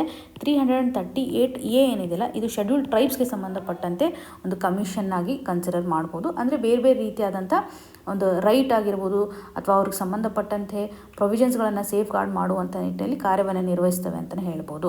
ಹಾಗೂ ಕಮಿಷನಲ್ಲಿರುವಂತಹ ಒಟ್ಟಾರೆ ಮೆಂಬರ್ಸ್ಗಳಂತಂದರೆ 5 ಮೆಂಬರ್ಸ್ಗಳನ್ನು ಒಳಗೊಂಡಂಥ ಬಾಡಿ ಅನ್ಬೋದು. ಇಲ್ಲಿ ಒಬ್ಬರು ಚೇರ್ಮನ್ ಇರ್ತಾರೆ, ನೆಕ್ಸ್ಟ್ ವೈಸ್ ಚೇರ್ಮನ್ ನೋಡ್ತೇವೆ, 3 ಅದರ್ ಮೆಂಬರ್ಸನ್ನು ಸಹ ಗಮನ ಹರಿಸ್ಬೋದು. ಮೆಂಬರ್ಸ್ಗಳನ್ನು ಯಾರು ಅಪಾಯಿಂಟ್ಮೆಂಟ್ ಮಾಡ್ತಾರೆ ಅಂದರೆ ಪ್ರೆಸಿಡೆಂಟ್ ಅವರು ಅಪಾಯಿಂಟ್ಮೆಂಟ್ ಮಾಡ್ತಾರೆ. ಅಟ್ಲೀಸ್ಟ್ 1 ವುಮನ್ ಮೆಂಬರ್ ಇರಬೇಕು ಅನ್ನೋದನ್ನು ನೋಡ್ತಾ ಇದ್ದೀವಿ. 3 ಇಯರ್ಸು ಇವರ ಒಂದು ವ್ಯಾಲಿಡಿಟಿ. ಸೊ 3 ಇಯರ್ಸ್ ಇರ್ತಾರೆ ಮತ್ತು ಎಲಿಜಿಬಿಲಿಟಿ ಇರುತ್ತೆ ರೀಅಪಾಯಿಂಟ್ಮೆಂಟ್ಗೆ ಸಂಬಂಧಪಟ್ಟಂತೆ ಅನ್ನುವಂಥ ಪಾಯಿಂಟು ಇಂಪಾರ್ಟೆಂಟ್ ಆಗುತ್ತೆ. ಸೊ ಈ ರೀತಿಯಾಗಿ ಪ್ರಸ್ತುತವಾಗಿ ಇದರ ಒಂದು ಫಂಕ್ಷನ್ ಏನಿದೆ, ಪವರ್ ಯಾವ ರೀತಿಯಾಗಿದೆ, ಆರ್ಟಿಕಲ್ಸ್ಗಳು ಏನಿದೆ ಅನ್ನೋದ್ರ ಬಗ್ಗೆ ನಾವಿಲ್ಲಿ ಗಮನ ಹರಿಸುವಂಥದ್ದು. ಮುಂದಿನದಾಗಿ supreme court considers passive euthanasia for 31 year old. ಈ ಒಂದು ಇಶ್ಯೂನ GS ಪೇಪರ್ 2 ನಡಿನಲ್ಲಿ ಪಾಲಿಟಿ ಜುಡಿಷರಿ ರೈಟ್ಸ್ ಆಧಾರದ ಮೇಲೆ GS ಪೇಪರ್ 4ಅಲ್ಲಿ ಎಥಿಕ್ಸ್ಗೆ ಸಂಬಂಧಪಟ್ಟಂತೆನೂ ಸಹ ಇದನ್ನು ನಾವು ಕನೆಕ್ಟ್ ಮಾಡ್ಕೋಬೋದು. ಇಲ್ಲಿ ಏನಿದೆ ಇಶ್ಯೂ ಇದೆ ಅಂತಂದರೆ, ಸುಪ್ರೀಂ ಕೋರ್ಟ್ಗೆ ಒಂದು ಅಪೀಲ್ ಬಂದಿದೆ ಪ್ಯಾಸಿವ್ ಇಥನೇಷಿಯಾಗೆ ಸಂಬಂಧಪಟ್ಟಂತೆ. ಇದನ್ನು ಕನ್ಸಿಡರ್ ಮಾಡ್ತಾ ಇದ್ದಾರೆ.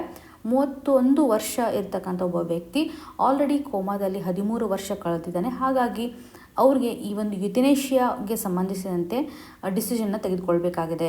ಯುಥನೇಷಿಯಾ ಅಂದರೆ ಏನು, ಇದಕ್ಕೆ ಸಂಬಂಧಪಟ್ಟಂತೆ ಸುಪ್ರೀಂ ಕೋರ್ಟ್ ಆಲ್ರೆಡಿ ಕೊಟ್ಟಿರುವಂಥ ಜಡ್ಜ್ಮೆಂಟ್ನ ಆಧಾರದ ಮೇಲೆ ಕ್ವಶನ್ಸನ್ನು ಕೇಳಿದ್ದಾರೆ. ಹಾಗಾಗಿ ಯುಥನೇಷಿಯಾಗೆ ಸಂಬಂಧಿಸಿದಂತೆ ನಾವು ತಿಳ್ಕೊಳ್ಳಬೇಕಾಗುತ್ತೆ. ಯುಥನೇಷಿಯಾ ಅಂತಂದರೆ ಏನು, ಇದರಲ್ಲಿ 2 ಟೈಪ್ ಇದ್ದಾವೆ. ಯುಥನೇಷಿಯಾದಲ್ಲಿ 2 ಟೈಪ್ ಅನ್ನೋದಾದರೆ ಪಾಸಿವ್ ಅಂತ ನೋಡ್ತಾ ಇದ್ದೀವಿ, ಹಾಗೂ ಆ್ಯಕ್ಟಿವ್ ಯುಥನೇಷಿಯಾ ಅಂತ ಕರಿತೀವಿ.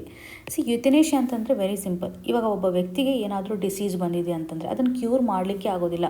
ಆ ವ್ಯಕ್ತಿ ಸಫರಿಂಗನ್ನು ಫೇಸ್ ಮಾಡ್ತಾನೇ ಇದ್ದಾನೆ ಅಂತಂದಾಗ ಆ ವ್ಯಕ್ತಿ ಯಾವುದೇ ಪೇನ್ ಇಲ್ದೇ ಸಾಯಲಿಕ್ಕೆ ನಾವು ಅವನಿಗೆ ಸಪೋರ್ಟ್ ಮಾಡುವಂಥದ್ದು. ಸೊ ಅವನನ್ನು ಸಾಯಲಿಕ್ಕೆ ಸಪೋರ್ಟ್ ಮಾಡ್ತಾ ಇದ್ದೀವಿ ಅಂತ. ಸೊ ನಮ್ಮ ದೇಶದಲ್ಲಿ ಪಾಸಿವ್ ಆಗಿರ್ತಕ್ಕಂಥ ಯುಥನೇಷಿಯಾನ ಪ್ರಾಕ್ಟೀಸ್ ಮಾಡ್ತಾ ಇದ್ದೀವಿ. ಸೊ ಇಲ್ಲಿ ಒಬ್ಬ ವ್ಯಕ್ತಿಯನ್ನು ಸೈಲೆಂಟಾಗಿ ಕೊಲೆ ಮಾಡೋದಂತಲೇ ಕನ್ಸಿಡರ್ ಮಾಡ್ಬೋದು. ಇಲ್ಲಿ ವ್ಯಕ್ತಿ ಕಂಪ್ಲೀಟಾಗಿ ಕೋಮಾದಲ್ಲಿದ್ದಾನೆ, ಯಾವುದೇ ರೀತಿಯಾಗಿ ಅವನಿಗೆ ರೆಸ್ಪಾನ್ಸೇ ಬರ್ತಿಲ್ಲ ಅಥವಾ ಏನಾದರೂ ಸಫರಿಂಗನ್ನು ಅವ್ನು ಫೇಸ್ ಮಾಡ್ತಾ ಇದ್ದಾರೆ ಅಂತಂದಾಗ ನಾವೇನು ಮಾಡ್ಬೋದು ಅಂದರೆ ಲೈಫ್ ಸಸ್ಟೈನಿಂಗ್ ಟ್ರೀಟ್ಮೆಂಟ್ಗಳಿರುತ್ತಲ್ಲ, ಫಾರ್ ಎಕ್ಸಾಂಪಲ್ ಇವಾಗ ವೆಂಟಿಲೇಟರ್ಸ್ಗಳನ್ನು ಸಪೋರ್ಟ್ ಮಾಡಿರ್ತಾರೆ, ಆರ್ಟಿಫಿಷಿಯಲಿ ಲೈಫ್ ಸಪೋರ್ಟನ್ನು ಮಾಡಿರ್ತಾರಲ್ಲ, ಆ ಒಂದು ಸಪೋರ್ಟನ್ನು ತೆಗೆದುಕೊಳ್ಳುವಂಥದ್ದು, ವಿತ್ಡ್ರಾ ಮಾಡುವಂಥದ್ದು. ಸೊ ನಾವಿಲ್ಲಿ ಪರ್ಟಿಕ್ಯುಲರ್ಲಿ ಏನಾದರೂ ಇಂಜೆಕ್ಟ್ ಮಾಡಿ ಅವರನ್ನು ಸಾಯಿಸ್ತಾ ಇಲ್ಲ, ಬಟ್ ಪ್ಯಾಸಿವ್ ಆಗಿ ಅವರನ್ನು ಡೆತ್ ಕಡೆ ಕರ್ಕೊಂಡು ಹೋಗ್ತಾ ಇದ್ದೀವಿ ಅಂತಲೇ ಹೇಳ್ಬೋದಲ್ವಾ. ಡಿಗ್ನಿಫೈಡ್ ಆಗಿ ಅವರು ಸಾಯಲಿಕ್ಕೆ ನಾವು ಸಪೋರ್ಟ್ ಮಾಡ್ತಾ ಇದ್ದೀವಿ. ಸೊ ಇಲ್ಲಿ ನಾವು ಯಾವುದೇ ರೀತಿಯಾಗಿ ಸಾಯಲಿಕ್ಕಂತಲೇ ಲೀತಲ್ ಸಬ್ಸ್ಟೆನ್ಸನ್ನು ಕೊಡ್ತಾ ಇಲ್ಲ, ಏನು ಇಂಜೆಕ್ಟ್ ಮಾಡ್ತಾ ಇಲ್ಲ ಅವ್ರಿಗೆ. ಆ್ಯಕ್ಟಿವ್ ಯುಥಿನೇಷನಲ್ಲಿ ಲೀತಲ್ ಸಬ್ಸ್ಟೆನ್ಸನ್ನು ಕೊಡ್ತಾರೆ, ಇಮಿಡಿಯೇಟಾಗಿ ಡೆತ್ ಆಗುವಂಥ ಒಂದು ಸಾಧ್ಯತೆಗಳು ಇರುತ್ತೆ. ಬಟ್ ಪ್ಯಾಸಿವ್ ಯುಥಿನೇಷಿಯಾ ಅಂತ ಬಂದಾಗ ನಾವು ಲೈಫ್ ಸಪೋರ್ಟ್ ಮಾಡ್ತಕ್ಕಂಥ ಆರ್ಟಿಫಿಷಿಯಲಿ ನಾವು ಏನೇನು ಅವ್ರಿಗೆ ಹೆಲ್ಪ್ ಮಾಡಿರ್ತೀವಲ್ಲ ಅವುಗಳನ್ನೆಲ್ಲ ತೆಗಿತಾ ಹೋಗೋದನ್ನು, ಆ ಒಂದು ಟ್ರೀಟ್ಮೆಂಟ್ ಅಡಿಯಲ್ಲಿ ಬದಲಾವಣೆ ಮಾಡ್ತಾ ಇರೋದನ್ನು, ಕಡಿತವನ್ನು ಮಾಡ್ತಾ ಇರೋದಾಗಿ ಗಮನಿಸ್ಬೋದು. ಪ್ಯಾಸಿವ್ ಯುಥಿನೇಷಿಯಾ ಭಾರತದಲ್ಲಿ ಲೀಗಲ್ ಇದೆ. ಇದಕ್ಕೆ ಸಂಬಂಧಿಸಿದಂತೆ ಒಂದು ಸೇಫ್ ಗಾರ್ಡ್ ಇದೆ. ಬಟ್ ಆ್ಯಕ್ಟಿವ್ ಯುಥಿನೇಷಿಯಾ ಯಾವುದೇ ರೀತಿಯಾಗಿಲ್ಲ, ಅವ್ರ ಮೇಲೆ ಪನಿಷ್ಮೆಂಟನ್ನು ಈಸಿಯಾಗಿ ಮಾಡ್ಬೋದು. ಸಂವಿಧಾನಾತ್ಮಕವಾಗಿ ನಾವು ರೈಟ್ ಟು ಲೈಫ್ ಅಂತ ನೋಡ್ತೀವಲ್ವ, ಆರ್ಟಿಕಲ್ 21 ಅಡಿನಲ್ಲಿ ರೈಟ್ ಟು ಲೈಫ್ ಅಂತ ನೋಡ್ತೀವಿ. ಇದೇ ರೀತಿಯಾಗಿ ಸುಪ್ರೀಂ ಕೋರ್ಟ್ ಇಂಟರ್ಪ್ರಿಟ್ ಮಾಡಿರೋ ಪ್ರಕಾರ right to live with dignity, right to die with dignity ಅಂತ ನೋಡ್ಬೋದು. ಸೊ ರೈಟ್ ಟು ಡೈ ಅನ್ನೋದು ನಮ್ಮ ಸಂವಿಧಾನಾತ್ಮಕ ಎಂಫಸಿಸ್ ಮಾಡ್ತಾ ಇಲ್ಲ, ಅಥವಾ ಯಾವುದೇ ರೀತಿಯಾಗಿ ಸಂವಿಧಾನದಲ್ಲಿ ಮೆನ್ಷನ್ ಮಾಡಿರೋದಲ್ಲ. ರೈಟ್ ಟು ಡೈ ಅನ್ನೋಂಥದ್ದಿಲ್ಲ. ಬಟ್ ಇವಾಗ ಸುಪ್ರೀಂ ಕೋರ್ಟ್ ಇಂಟರ್ಪ್ರಿಟ್ ಮಾಡಿರೋ ಪ್ರಕಾರ right to die with dignity ಅಂತ ಗಮನಿಸ್ಬೋದು. ವಿತ್ ಡಿಗ್ನಿಟಿ ಅನ್ನುವಂಥ ಒಂದು ಆಸ್ಪೆಕ್ಟನ್ನು ನಾವು ಇಲ್ಲಿ ನೋಡ್ತಾ ಇದ್ದೀವಿ. Right to live with dignity, right to die with dignity ಅನ್ನುವಂಥದ್ದು ಸುಪ್ರೀಂ ಕೋರ್ಟ್ನ ಇಂಟರ್ಪ್ರಿಟೇಷನ್ ಆಗಿದೆ ಅಂತ ಹೇಳ್ಬೋದು. ಇದಕ್ಕೆ ಸಂಬಂಧಪಟ್ಟಂತೆ ಒಂದು ಲ್ಯಾಂಡ್ ಮಾರ್ಕ್ ಜಡ್ಜ್ಮೆಂಟ್ ಅಂತಂದರೆ 2011 ಅರುಣಾ ಶಾನ್ಭಾಗ್ ಕೇಸ್ ಅಂತಲೇ ಹೇಳ್ಬೋದು. ಸೊ ಅರುಣಾ ಶಾನ್ಭಾಗ್ ಕೇಸ್ ನಡಿನಲ್ಲಿ for the first time passive ಯುಥಿನೇಷಿಯಾನ ಭಾರತದಲ್ಲಿ ಪರ್ಮಿಟ್ ಮಾಡಿರೋದಾಗಿ ನಾವು ಗಮನ ಹರಿಸ್ಬೋದು. ಪೇಷಂಟ್ಗೆ ಸಂಬಂಧಿಸಿದಂತೆ ಲೈಫ್ ಸಪೋರ್ಟಿಂಗ್ ಆಸ್ಪೆಕ್ಟ್ ಏನಿತ್ತಲ್ಲ ಅದನ್ನೆಲ್ಲ ವಿತ್ಡ್ರಾ ಮಾಡ್ಕೊಂಡು ಬರ್ತಾ ಇರೋದಾಗಿ ನಾವು ಕಾಣ್ತಾ ಇದ್ವಿ. ಸೊ ಈ ಒಂದು ಹಂತದಲ್ಲಿ ಕೋರ್ಟ್ನ ಅಪ್ರೂವಲ್ ಇಂಪಾರ್ಟೆಂಟ್ ಆಗುತ್ತೆ. ಸುಮ್ಮನೆ ಹಾಗೆ ನೀವೇ ನಿಮ್ಮಷ್ಟಕ್ಕೆ ವಿತ್ಡ್ರಾ ಮಾಡುವಂಥದ್ದಿಲ್ಲ. ಕೋರ್ಟ್ನ ಒಂದು ಅಪ್ರೂವಲ್ ಇಂಪಾರ್ಟೆಂಟ್, ಮೆಡಿಕಲ್ ಬೋರ್ಡ್ನ ಒಂದು ಒಪಿನಿಯನ್ನ ತೆಗೆದುಕೊಳ್ಳೋದ್ರ ಮುಖಾಂತರ. ಸೊ ಇದಕ್ಕೆ ಸಂಬಂಧಿಸಿದಂತೆ 2018 ಅಗೇನ್ ಒಂದು ಇಂಟರ್ಪ್ರಿಟೇಷನನ್ನು ಮಾಡುವಂಥ ಆಧಾರದ ಮೇಲೆ common cause versus union of India case ನಡಿನಲ್ಲೂ ಸಹ ರೈಟ್ ಟು ಡೈ ವಿತ್ ಡಿಗ್ನಿಟಿಗೆ ಸಂಬಂಧಪಟ್ಟಂತೆ ಫಂಡಾಮೆಂಟಲ್ ರೈಟ್ ಆಗಿ ಕನ್ಸಿಡರ್ ಮಾಡಿರೋದನ್ನು ನಾವು ನೋಡ್ಬೋದು. Very very important. 2018 common cause versus union of India right to die with ಡಿಗ್ನಿಟಿಗೆ ಸಂಬಂಧಪಟ್ಟಂತೆ ಮೂಲಭೂತ ಹಕ್ಕಾಗಿ ರಿಕಗ್ನೈಸ್ ಮಾಡಿರೋದನ್ನು ನಾವು ನೋಡ್ತಾ ಇದ್ದೀವಿ. ಇದರಿಂದ ಪ್ಯಾಸಿವ್ ಯುಥಿನೇಷಿಯಾನ ಲೀಗಲೈಸ್ ಆಗಿ ಮಾಡಿರೋದಾಗಿ ನೋಡ್ಬೋದು. ಹಾಗೂ ಪ್ಯಾಸಿವ್ ಯುಥಿನೇಷಿಯಾ ಫೈನಲ್ ಸೊಲ್ಯೂಷನ್ ಅಂತ ಡಿಸೈಡ್ ಆದಮೇಲೆ ಇಲ್ಲಿ ಫ್ಯಾಮಿಲಿ ಕನ್ಸಲ್ಟೇಷನ್ ಇಂಪಾರ್ಟೆಂಟ್ ಆಗುತ್ತೆ. ಡಾಕ್ಟರ್ಸ್ಗಳ ಒಂದು ಕನ್ಸಲ್ಟೇಷನ್ ಆದಮೇಲೆ ಒಂದು ಬೋರ್ಡನ್ನು ಸೆಟಪ್ ಮಾಡಲಾಗುತ್ತೆ, ಸೆಕೆಂಡರಿ ಮೆಡಿಕಲ್ ಬೋರ್ಡ್ ಅಂತ. ಈ ಒಂದು ಬೋರ್ಡಲ್ಲಿ ಏಮ್ಸ್ ಡಾಕ್ಟರ್ ಇರ್ತಾರೆ. ಸೊ ಏಮ್ಸ್ ಡಾಕ್ಟರ್ ಹೆಡ್ ಆಗಿರ್ತಕ್ಕಂಥ ಈ ಒಂದು ಬೋರ್ಡ್, ಸೆಕೆಂಡರಿ ಮೆಡಿಕಲ್ ಬೋರ್ಡ್, ಇವರು ಡಿಸೈಡ್ ಆದಮೇಲೆ ಇವರು ಒಂದು ಪ್ರಾಪರ್ ಇವ್ಯಾಲ್ಯೂಯೇಷನನ್ನು ಕೊಡ್ತಾರೆ, ಮೆಡಿಕಲ್ ಇವ್ಯಾಲ್ಯೂಯೇಷನನ್ನು ಕೊಡ್ತಾರೆ ಡೀಟೇಲ್ ಆಗಿ. ಇದು ಸುಪ್ರೀಂ ಕೋರ್ಟ್ಗೆ ಹೋಗುತ್ತೆ. ಸುಪ್ರೀಂ ಕೋರ್ಟ್ ನೆಕ್ಸ್ಟ್ ಏನು ಮಾಡ್ತಾರೆ, ಪೇರೆಂಟ್ಸ್ ಅಂದರೆ ಪಾಲಕರು ಯಾರು ಇರ್ತಾರಲ್ಲ ಆ ವ್ಯಕ್ತಿಗೆ ಸಂಬಂಧಪಟ್ಟಂತೆ ಅವರೊಂದಿಗೆ ಒಂದು ಇಂಟ್ರಾಕ್ಷನ್ನ ಮಾಡ್ತಾರೆ. ಪರ್ಸ್ನಲಿ ಏನು ಎಮೋಷ್ನಲ್ ಪ್ರಾಬ್ಲಮ್ಸ್ಗಳಿದ್ದಾವೆ, ಏನೇನಿದೆ ಅಂತ ಎಲ್ಲವನ್ನು ಇನ್ಫಾರ್ಮ್ ಮಾಡೋದ್ರ ಮುಖಾಂತರ 2018 ಗೈಡ್ಲೈನ್ಸ್ಗಳನ್ನು ಮತ್ತು 2023 ಗೈಡ್ಲೈನ್ಸ್ಗಳನ್ನು ಪ್ರಾಪರಾಗಿ ಫಾಲೋ ಮಾಡ್ತಾರೆ ಈ ಒಂದು ಕೇಸ್ಗೆ ಸಂಬಂಧಪಟ್ಟಂತೆ. ಸೊ ಆಮೇಲೆ ಏನಾಗುತ್ತೆ, ಅವರು ಒಂದು ಡಿಕ್ಲರೇಷನ್ನ ಕೊಟ್ಟ ಆದಮೇಲೆ ಲೈಫ್ ಸಪೋರ್ಟ್ಸನ್ನು ರಿಮೂವ್ ಮಾಡೋದಾಗಿ ನೋಡ್ತಾ ಇದ್ವಿ. ಸೊ ಪ್ರಸ್ತುತವಾಗಿ ಭಾರತದಲ್ಲಿ ಯುಥಿನೇಷಿಯಾಗೆ ಸಂಬಂಧಪಟ್ಟಂತಹ ಪ್ರಾಕ್ಟೀಸಸ್ಗಳು ಯಾವ ರೀತಿಯಾಗಿದೆ, ಪ್ಯಾಸಿವ್ ಆಗಿ ನಾವು ಫಾಲೋ ಮಾಡ್ತಾ ಇದ್ವಿ. ಬಿಕಾಸ್ ಇಲ್ಲಿ ಒಂದು ಎಥಿಕ್ಸನ್ನು ನಾವು ಫಾಲೋ ಮಾಡಬೇಕು. ಹ್ಯೂಮನ್ ಡಿಗ್ನಿಟಿಗೆ ಸಂಬಂಧಿಸಿದಂತೆ, ಮೆಡಿಕಲ್ ಸೈನ್ಸಸ್ ರಿಲೇಟೆಡ್ ಇರುವಂತೆ ಇವುಗಳೆಲ್ಲವನ್ನು ನಾವು ಬ್ಯಾಲೆನ್ಸ್ ಆಗಿ ಕನ್ಸಿಡರ್ ಮಾಡಬೇಕು. ಹಾಗಾಗಿ ಈ ಒಂದು ಕೇಸ್ ನಮಗೆ ಇಂಪಾರ್ಟೆಂಟ್ ಆಗುತ್ತೆ. ಮುಂದಿನ ಆರ್ಟಿಕಲ್ಗೆ ಶಿಫ್ಟ್ ಆಗೋದಾದರೆ temporary relief. The depreciation of the rupee is helping bring down trade deficit. ಈ ಒಂದು ಇಶ್ಯೂ ನಮಗೆ GS ಪೇಪರ್ 3 ನಡಿನಲ್ಲಿ ಎಕನಾಮಿನಲ್ಲಿ external sector aspect trade related ಇರುವಂಥ ಸಹಕಾರಿ ಆಗುತ್ತೆ. ಇಲ್ಲಿ ನೋಡಿ, ರುಪಿ ಡಿಪ್ರಿಸಿಯೇಷನ್ ಏನಿದೆಯಲ್ಲ ಇದರಿಂದ ನಾವು ಹೆಚ್ಚು ಎಕ್ಸ್ಪೋರ್ಟನ್ನು ಮಾಡ್ತಾ ಇದ್ದೀವಿ. ಹಾಗಾಗಿ ಟ್ರೇಡ್ ಡೆಫಿಸಿಟಲ್ಲಿ ಬದಲಾವಣೆ ಆಗ್ತಾ ಇದೆ, ಟ್ರೇಡ್ ಡೆಫಿಸಿಟ್ ಇಂಪ್ರೂವೈಸ್ ಆಗ್ತಾ ಇದೆ. ಪ್ರಿಲಿಮ್ಸಲ್ಲಿ ನಿಮಗೆ ಡೈರೆಕ್ಟ್ ಸ್ಟೇಟ್ಮೆಂಟನ್ನು ಕೊಡ್ಬೋದು. ರುಪಿ ಡಿಪ್ರಿಸಿಯೇಷನಿಂದ ಏನೇನು ಇಂಪ್ಯಾಕ್ಟ್ ಆಗುತ್ತೆ, ಎಕ್ಸ್ಪೋರ್ಟರ್ಸ್ಗೆ ಇದು ಬೆನಿಫಿಟನ್ನು ತರುತ್ತೆ ಅಂತ ನಿಮಗೆಲ್ಲ ಗೊತ್ತು. So what ever the thing is happening here, ಇದು ಶಾರ್ಟ್ ಟರ್ಮ್ ರಿಲೀಫ್ ಅಂತ ಆಥರ್ ಅವರು ಎಂಫಸಿಸ್ ಮಾಡ್ತಾ ಇದ್ದಾರೆ. ನವೆಂಬರ್ 2025 ಒಂದು ಮರ್ಕಂಡೈಸ್ ಟ್ರೇಡ್ ಅಂತ ನೋಡಿದಾಗ ಭಾರತ ಇಂಪ್ರೂವೈಸನ್ನು ತೋರಿಸ್ತಾ ಇದೆ. ಸೊ ಇದಕ್ಕೆ ಕಾರಣ ಒಂದು ನಮ್ಮ ರುಪಿ ಡಿಪ್ರಿಷಿಯೇಟ್ ಆಗ್ತಾ ಇರುವಂಥದ್ದು. ಇದರಿಂದ ಎಕ್ಸ್ಪೋರ್ಟರ್ಸ್ಗಳು ಬೆನಿಫಿಟನ್ನು ಪಡೆದುಕೊಳ್ತಾ ಇದ್ದಾರೆ. ಈವನ್ US ನಮಗೆ ಹಾಕಿರುವಂಥ ಒಂದು ಟಾರಿಫ್ ಏನಿದೆಯಲ್ಲ ಅಷ್ಟೊಂದು ಇಂಪ್ಯಾಕ್ಟನ್ನು ತೋರಿಸ್ತಾ ಇಲ್ಲ. ಬಿಕಾಸ್ ನೀವು ಇಲ್ಲಿ ಒಂದು ಸಿಂಪಲ್ ಎಕ್ಸಾಂಪಲನ್ನು ಅರ್ಥ ಮಾಡ್ಕೊಳ್ಳಿ. US ಇರ್ತಕ್ಕಂಥ ಒಬ್ಬ ವ್ಯಕ್ತಿ ಭಾರತದಲ್ಲಿರುವಂಥ ಗೂಡನ್ನು ಪರ್ಚೇಸ್ ಮಾಡಬೇಕಂದಾಗ ಅವನು ಯಾವ ರೀತಿಯಂಥ ಪ್ರಾಬ್ಲಮನ್ನು ಫೇಸ್ ಮಾಡಬೇಕಾಗುತ್ತೆ. ಇಂಡಿಯಾದಿಂದ ಅವನು ಒಂದು ಗೂಡನ್ನು ಪರ್ಚೇಸ್ ಮಾಡ್ತಾ ಇದ್ದಾನೆ. ಸೊ ಇಲ್ಲಿ ಒಂದು ಪರ್ಟಿಕ್ಯುಲರ್ ಗೂಡ್ ಅಂತ ತೆಗೆದುಕೊಂಡಾಗ ಇದರ ಒಂದು ಬೆಲೆ 100 ರೂಪಿ ಇದೆ. ಓಕೆ, 100 ರೂಪಾಯಿ ಬೆಂಬಲ ಬೆಲೆ ಇರ್ತಕ್ಕಂಥ ಈ ಒಂದು ಗೂಡನ್ನು ಇವನು ಪರ್ಚೇಸ್ ಮಾಡಬೇಕಾಗುತ್ತೆ. ಸೊ ಪರ್ಚೇಸ್ ಮಾಡುವಂಥ ಸಂದರ್ಭದಲ್ಲಿ ಅವ್ನಿಗೆ ಹಾಕ್ತಾ ಇರುವಂಥ ಟಾರಿಫ್ ಎಷ್ಟಿದೆ, 50% ಅಷ್ಟು ತಾರೀಫನ್ನು ಹಾಕ್ತಾ ಇದ್ದಾರೆ. ಸೊ ಆ ಒಂದು ಗೂಡ್ ಬೆಲೆ 100 ರೂಪೀಸ್ ಇದೆ, 150 ರೂಪಾಯಿಯನ್ನು ಕೊಡೋದ್ರ ಮುಖಾಂತರ ಅವನು ಪರ್ಚೇಸ್ ಮಾಡಬೇಕಾಗುತ್ತೆ. ಇಲ್ಲಿ ಎಕ್ಸ್ಚೇಂಜ್ ರೇಟು ಸಹ ಮ್ಯಾಟ್ರ್ ಆಗುತ್ತಲ್ವಾ. ಒಂದು ವೇಳೆ $1 ಅಂತ ತೆಗೆದುಕೊಂಡಾಗ $1ಗೆ 80 ರೂಪೀಸ್ ಅಂತ ಮೊದಲು ಇತ್ತಂತಂದರೆ 80 ರೂಪೀಸನ್ನು ನಾವು ಪರ್ಚೇಸ್ ಮಾಡ್ತಾ ಇದ್ವಿ. ನಾರ್ಮಲಾಗಿ 80 ರೂಪೀಸ್ ಇದ್ದಾಗ ಅವನು ಎಷ್ಟು ಮಟ್ಟಿಗೆ ಡಾಲರನ್ನು ಎಕ್ಸ್ಪೆಂಡಿಚರ್ ಮಾಡಬೇಕಾಗುತ್ತೆ, ಅಥವಾ $1ಗೆ 100 ರೂಪೀಸ್ ಅಂತ ಬಂದಾಗ ಅವನು ಯಾವ ರೀತಿಯಾಗಿ ಡಾಲರ್ನ ಎಕ್ಸ್ಪೆಂಡಿಚರ್ ಮಾಡಬೇಕಾಗತ್ತೆ. ಸೊ ನೀವು ಇಲ್ಲಿ ಅರ್ಥ ಮಾಡ್ಕೊಳ್ಳಿ, $1 ಇದ್ದಾಗ 100 ರೂಪೀಸ್ ಅಂತ ಅವನು ಈಸಿಯಾಗಿ ಪರ್ಚೇಸ್ ಮಾಡ್ಬೋದು ಅಂತಂದರೆ ಆಟೋಮೆಟಿಕ್ಲಿ ನಮ್ಮ ದೇಶದಲ್ಲಿರ್ತಕ್ಕಂಥ ಗೂಡನ್ನು $1.5 ಅವನು ಈಸಿಯಾಗಿ ಪರ್ಚೇಸ್ ಮಾಡ್ಬೋದು. ಸೊ ಇಲ್ಲಿ ಟಾರಿಫನ್ನು ಹಾಕಿದ್ರೂ ಸಹ $1.5 ಈಸಿಯಾಗಿ ಅವನು ಪರ್ಚೇಸ್ ಮಾಡ್ಕೋಬೋದಾಗುತ್ತೆ. ಸೊ ಇಲ್ಲಿ ನಮ್ಮ ಒಂದು ರುಪಿ ವ್ಯಾಲ್ಯೂ ಬದಲಾವಣೆ ಆಗ್ತಾ ಇರೋದ್ರಿಂದ, ಅಂದರೆ ಡಿಪ್ರಿಷಿಯೇಟ್ ಆಗ್ತಾ ಇದೆ ಇನ್ ಫ್ರಂಟ್ ಆಫ್ ಡಾಲರ್. ಇದರಿಂದ ಭಾರತದಿಂದ ಇಂಪೋರ್ಟ್ ಮಾಡ್ಕೊಳ್ತಕ್ಕಂಥ ವ್ಯಕ್ತಿಗೆ ಡೆಫಿನೆಟ್ಲಿ ಬೆನಿಫಿಟ್ ಆಗುತ್ತೆ, despite putting 50% tariff on India's export. So ಈ ಒಂದು ಹಂತದ ಮೇಲೆ ಡಿಪ್ರಿಸಿಯೇಷನಿಂದ ಟೆಂಪ್ರರಿ ರಿಲೀಫ್ ಸಿಗ್ತಾ ಇದೆ. ಸೊ ಸರಿಯಾಗಿ ಟ್ರೇಡ್ ಆ್ಯಕ್ಟಿವಿಟೀಸ್ಗಳು ನಡೀತಾನೆ ಇದೆ, ಏನು ಪ್ರಾಬ್ಲಮ್ ಆಗ್ತಾ ಇಲ್ಲ. ಸೊ ಆಟೋಮೆಟಿಕ್ಲಿ ನಮ್ಮ ಎಕ್ಸ್ಪೋರ್ಟ್ ಬೂಸ್ಟ್ ಆಗ್ತಾ ಇದೆ ಅಂತಂದರೆ ಟ್ರೇಡಲ್ಲಿ ಬದಲಾವಣೆ ಆಗಿದೆ, ಅಂದರೆ ಟ್ರೇಡಲ್ಲಿ ಇರ್ತಕ್ಕಂಥ ಒಂದು ಡೆಫಿಸಿಟ್ ಏನಿತ್ತಲ್ಲ, ಆ ಒಂದು ಡೆಫಿಸಿಟ್ ಕಡಿಮೆ ಆಗಿದೆ. ಸೊ ಇರುವಂಥ ಒಂದು ಟ್ರೇಡ್ ಡೆಫಿಸಿಟಲ್ಲಿ ಸ್ವಲ್ಪ ಕಡಿಮೆ ಆಗಿರುವಂಥ ಒಂದು ಸ್ಥಿತಿಗತಿಗಳನ್ನು ನೋಡ್ತಾ ಇದ್ದೀವಿ. ನವಂಬರ್ ಮಂತಲ್ಲಿರುವಂಥ ಎಕ್ಸ್ಪೋರ್ಟ್ ಅಂತ ನೋಡಿದಾಗ ಕಳೆದ 10 ವರ್ಷದ ನವಂಬರ್ ಮಂತನ್ನು ನಾವು ಕನ್ಸಿಡರ್ ಮಾಡಿದರೆ ಹೈಯೆಸ್ಟ್ ನವಂಬರ್ ಮಂತ್ ಅಂತಲೇ ಹೇಳ್ತೀವಿ. ಕಳೆದ ಒಂದು ಡೆಕೇಡಲ್ಲಿ ನವಂಬರ್ ಮಂತಲ್ಲಿ ಆಗಿರುವಂಥ ಒಂದು ಎಕ್ಸ್ಪೋರ್ಟ್ ಇವಾಗ ನೋಡಿ 9.4% ಇರುವಂಥದ್ದು. ಸೊ $38.1 ಬಿಲಿಯನ್ ಅಷ್ಟು ಇನ್ಕ್ರೀಸ್ ಆಗಿರೋದನ್ನು ನೋಡ್ತಾ ಇದ್ದೀವಿ. ಸೊ ಇಲ್ಲಿ ನಿಮ್ಗೆ ಅರ್ಥ ಮಾಡ್ಕೋಬೇಕಾಗುತ್ತೆ ಎಷ್ಟರ ಮಟ್ಟಿಗೆ ನಮ್ಮ ಎಕ್ಸ್ಪೋರ್ಟ್ ಹೆಚ್ಚಾಗಿದೆ ಅಂತ. ಸೊ ಎಕ್ಸ್ಪೋರ್ಟ್ ಮಾಡುವಂಥ ಸಂದರ್ಭದಲ್ಲಿ US ಸಹ ಸರಿಯಾದಂಥ ಒಂದು ಎಕ್ಸ್ಪೋರ್ಟನ್ನು ಮಾಡ್ತಾ ಇದ್ದೀವಿ ಅಂತಲೂ ಇಲ್ಲಿ ಗಮನ ಹರಿಸ್ಬೋದು. ಸೊ ಇಲ್ಲಿ ಒಂದು ಆಸ್ಪೆಕ್ಟ್ ಏನು ಅರ್ಥ ಮಾಡ್ಕೋಬೇಕಾಗಿದೆ ಅಂತಂದರೆ, ಟಾರಿಫ್ ಹಾಕಿದ್ರೂ ಸಹಿತ ನಮ್ಮ ಒಂದು ಎಕ್ಸ್ಪೋರ್ಟು ಚೀಪ್ ಆಗಿರೋದನ್ನು ನೋಡ್ತಾ ಇದ್ವಿ.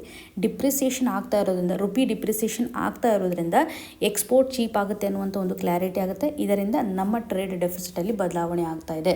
ಸೊ ಇದು ಕೇವಲ ಟೆಂಪ್ರರಿ ಶಾಕ್ ಅಬ್ಸಾರ್ಬರ್ ಆಗಿ ಆ್ಯಕ್ಟ್ ಮಾಡ್ತಾ ಇದೆ. What ever is happening temporary relief ಅಂತ. ಯಾಕಂದರೆ ಈ ಎಕ್ಸ್ಪೋರ್ಟ್ ಅಂತ ಬಂದಾಗ ಹೈಯೆಸ್ಟ್ ಕಾಂಟ್ರಿಬ್ಯೂಟರ್ಸ್ ಯಾರಿರ್ತಾರೆ, MSME ಸೆಕ್ಟರಿಂದ ಇರುತ್ತೆ. ಸೊ MSME ಸೆಕ್ಟರ್ಸಲ್ಲಿ ಆಲ್ಮೋಸ್ಟ್ ಗ್ರೋತ್ ಅಂತ ನೋಡಿದಾಗ ಅದು ಇನ್ನೂ ಜಾಸ್ತಿ ಸಪೋರ್ಟ್ ರಿಕ್ವೈರ್ಡ್ ಆಗಿರುವಂಥ area, because labour intensive sector ಇರೋದ್ರಿಂದ ಆಗಿರ್ಬೋದು. ಲಾಂಗ್ ಟರ್ಮಲ್ಲಿ ಇದು ಅಷ್ಟೊಂದು ಬೆನಿಫಿಟನ್ನು ತೋರಿಸೋದಿಲ್ಲ.